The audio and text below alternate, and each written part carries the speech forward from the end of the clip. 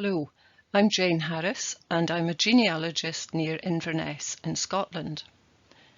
You may recognise my title as being a quote from one of the Psalms in the Old Testament. 70 years and 10, 70 years in other words. It's about the expected span of life. A recent comment in a Family History Society journal referring to the 19th century reduced the lifespan, saying, "Life expectancy was low. Those that reached above the age of 60 were usually worn out and done." Can't comment too much on the worn out and done, but a lot of my ancestors were over 60 when they died, some of them over their 70 years and 10. So does that mean they were exceptionally old then? And how might the place where they lived shed light on this? A project was born. Walter Ross, or Rosie, a 3 times great-grandfather, was the starting point for my project. This is his gravestone, which, like some others, has a few errors, not least his age. He lived the latter part of his life in Walls, Orkney. It's in the area pictured here, if not the actual house that he lived in. A little bit of geography to help you get your bearings. Here's a map of Scotland. It's deficient. The Shetland Islands to the north of Orkney have been missed off. Walter lived here in the island of Hoy. His home was in the south end. A little bit more detail now. The red circle shows the area of Downatown, Walter's home. This is the south of the island of Hoy, and we're in the parish of Walls and Flotta, Flotta being a neighbouring island. My one place study covers North Walls, which is this area, a little bit off the top of the map, too, and also Brims. In Walter's day, this was primarily a farming or crofting and fishing community. Long Hope, the bay here, was much used as an anchorage in the 19th century by shipping making their way round the north of Scotland or heading further north. They would come in for shelter or provisions maybe. Let's take a look at Walter's death record then. Civil registration of births, marriages and deaths began in Scotland in 1855, so Walter's death record from 1862 is quite an early one. I'll take you through just so that we know what the information is within it. Firstly, his name, Walter Ross. He's married. His occupation has unfortunately been missed out, and also the name of his wife. He died on June the 6th at 9 p.m. at Downatown. Male, age 79. His parents, Hugh Ross, farmer, deceased, and Catherine Ross, MS, that's maiden surname, Sinclair, also deceased. Cause of death was gravel, which had lasted for 6 years, but no medical attendant, no doctor certified his death. The informant was his son James Ross, and the death was registered on the 9th of June at Walls. William Banks, registrar. Okay, looks good. Son the informant should be fairly reliable, but there are some issues. First of all, his age. He wasn't 79. He was 75, nearly 76, so a bit younger. Then, cause of death, what does it actually mean? Scotland's People website has a variety of glossaries which can be very helpful, gravel being kidney or bladder stones.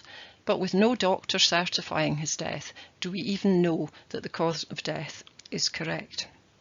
However, my core question remains, was he old in relation to others in his area?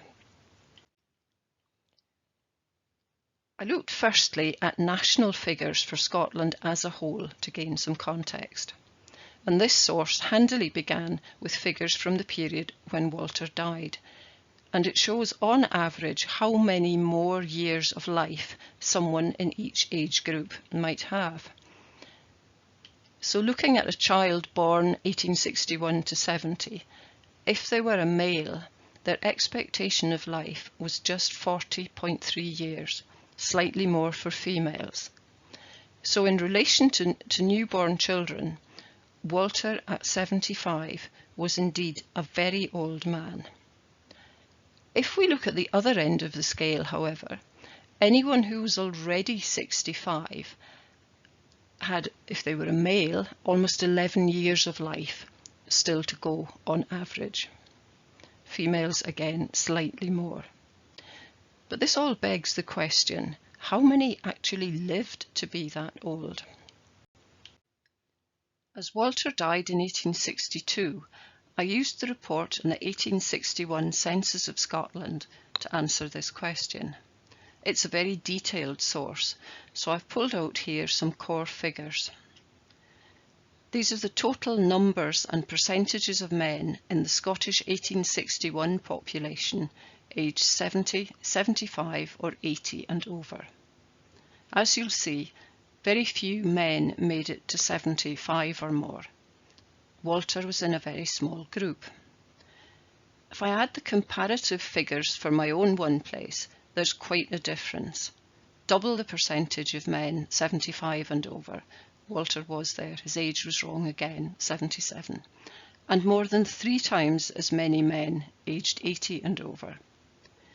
2 factors at play here would be industrialisation and urbanisation, mainly affecting central Scotland and which did not touch North Walls and Brims at all.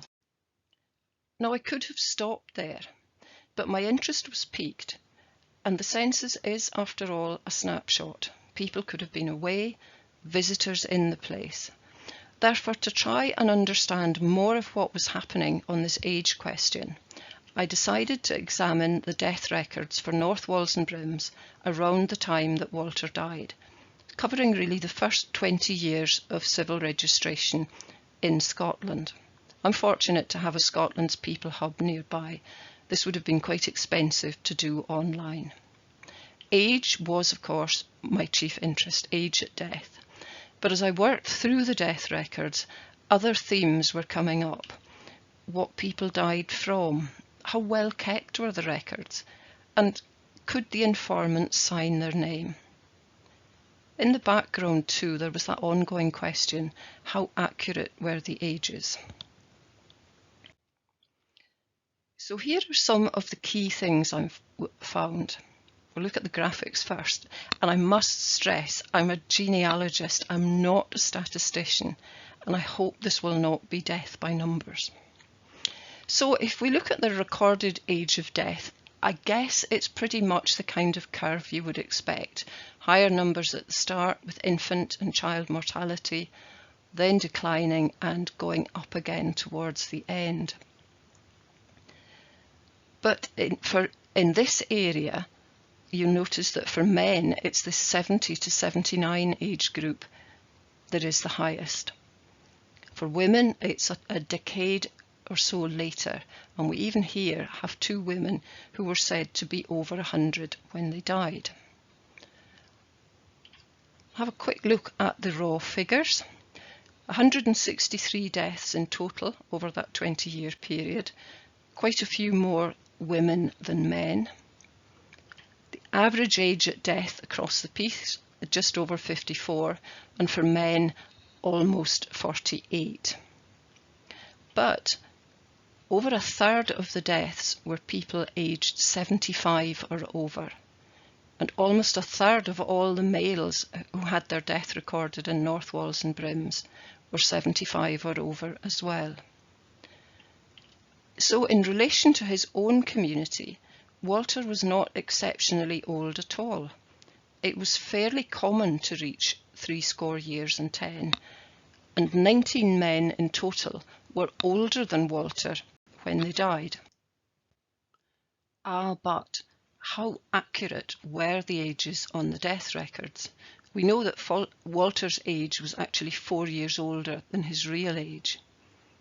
I don't want to labour this point, but I did some work to check out the ages.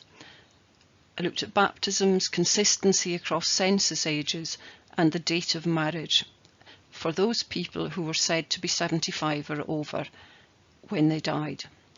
That was because it was my key interest group, and I was also assuming, perhaps wrongly, that those people's ages would be the least accurate. I began with 61 people aged 75 or more and ended up with 55, but only one less man aged over 75.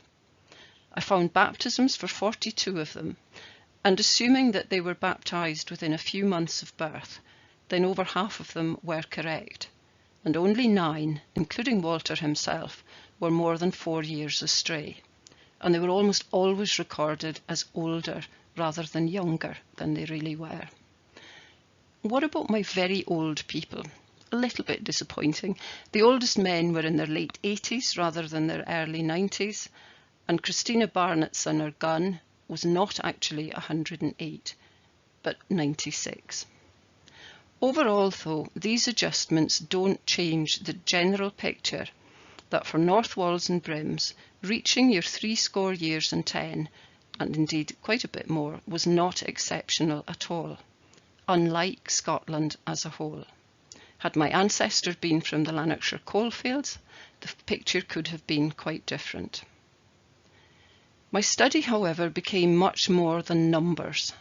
Stories, lives, and people who emerged from them caught my interest too, as well as the impact on my own ancestors. So I'm going to stray a little here and talk briefly about some of these things. I'm talking about causes of death because these bring together some of the strands that were emerging. You perhaps won't be surprised to see that the most frequently recorded cause of death was old age, expressed as senility, decay of age, and so on. But there were a lot of causes of death that were just simply stated to be unknown, or there was a gap in the record. Several pages of the register had nothing at all, which I found really frustrating. Now, I wondered also if there would be any epidemics there. And there was really only one episode, but it was a particularly terrible one, when these 8 children died from diphtheria or scarlatina. These 4 families were all in the Brims area. And as I looked at them and compared with some of my other research, it became clear that the fathers of 2 of these families were in fact grandnephews of Walter Ross. He was dead by then, but he still had sons, daughters and grandchildren in the island, and I wondered what the impact was on them. There was one unifying theme in those deaths: the lack of a doctor at the end, same as for Walter, my ancestor. That was likely the reason for the unknown causes of death, probably the catch-all old age too. Only one of the children who died in 1871 had their death certified by a doctor. Otherwise, the cause was supposed diphtheria. Overall, less than 10% of the deaths were certified. At this time in Scotland, early in civil registration, deaths could be registered on the information of any qualified informant, for example, a relative in the house or someone who knew the deceased. It didn't have to be a doctor or on the information from the Procurator Fiscal. It was a concern to the authorities in Scotland that this might be misused to cover up wrongdoing, for example. From the death registrations and from other sources, it seems that the first resident doctor came to the island in the second half of 1875. And it can be no coincidence that 4 of the 15 certified deaths were in the last months of that year. It's not that there weren't doctors in Orkney. There were in the 2 towns and a large village on a neighbouring island. But it's the distance. 2 to 3 hours by sailing boat, and there's the cost. If someone is dying, would you call the doctor at that point? Of course, we don't know if a doctor might have been involved at an earlier stage. Could some of these people have lived longer had there been a resident doctor? Who can say? It wasn't a problem unique to North Walls and Brims. It affected the whole of the Highlands and Islands of Scotland and continued to be an issue into the early 20th century. I've come full circle now, so here are my conclusions. For Scotland as a whole, Walter was very old, but even at 70 years and a bit more, he was not that old for his own place. And looking more widely at his death, he was very typical of his place in the lack of medical involvement at the end, and in the literacy of the son who registered his death. No occupation, wife not named, age wrong in his death record. Yes, unfortunately, not in a minority there either in his place.